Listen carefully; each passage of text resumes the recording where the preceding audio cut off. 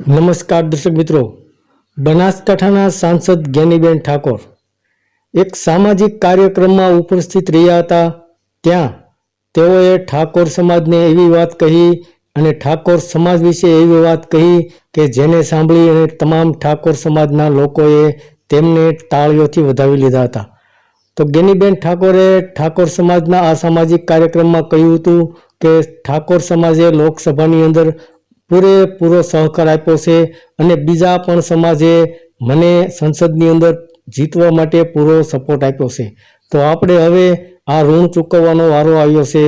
આવતા સમયમાં વાવ વિધાનસભાની ચૂંટણી યોજાય ત્યારે કોંગ્રેસ કોઈ પણ ઉમેદવારને ટિકિટ આપે ત્યારે આપણે ઠાકોર સમાજે તમામને હું અપીલ કરું છું કે તેઓએ જેવી રીતે મને જીતાડી છે એવી રીતે કોંગ્રેસના કોઈ પણ ઉમેદવાર આવે તેમને વાવ વિધાનસભા સીટમાંથી જીતાડવાની આપણી ફરજ બને છે અને આપણું ઋણ ચૂકવવાનો સમય બને છે।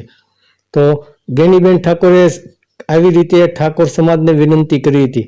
ત્યારબાદ જ્ઞાનીબેન ઠાકોર વિશે એક કોંગ્રેસનું કાર્યક્રમનું આયોજન થયું હતું। તેની અંદર પણ એવું કહેવામાં આવ્યું હતું કે જ્ઞાનીબેન ઠાકોર જીત્યા છે પરંતુ તેમને ભારતીય જનતા પાર્ટીને નહીં પરંતુ નરેન્દ્ર મોદીને હરાવ્યા છે। કારણ કે જે ગુજરાતની અંદર 25 ઉમેદવારો ભારતીય જનતા પાર્ટીના જીત્યા છે તે પોતાના ચહેરા ઉપર નથી જીત્યા પરંતુ નરેન્દ્ર મોદીના ચહેરા ઉપર જીત્યા છે। તો આપણે પણ જ્ઞાનીબેન ઠાકોરે કોંગ્રેસમાંથી જીત્યા છે, તેઓએ ભારતીય જનતા પાર્ટીને નહીં પરંતુ નરેન્દ્ર મોદીને હરાવ્યા છે એવું આ કોંગ્રેસના કાર્યક્રમમાં એક વ્યક્તિએ જણાવ્યું હતું। તો હાલમાં જ્ઞાનીબેન ઠાકોર વાવ વિધાનસભાની પેટા ચૂંટણીને લઈને ખૂબ જ મહેનત કરી રહ્યા છે અને આગળના સમયમાં વાવ વિધાનસભા જીતવા માટે પોતાની રીતે ખૂબ જ મોટા પ્રમાણમાં પ્રયાસો કરી રહ્યા છે અને મતદાતાઓને સમજાવવા માટેના પ્રયત્નો કરી રહ્યા છે। ધન્યવાદ દર્શક મિત્રો।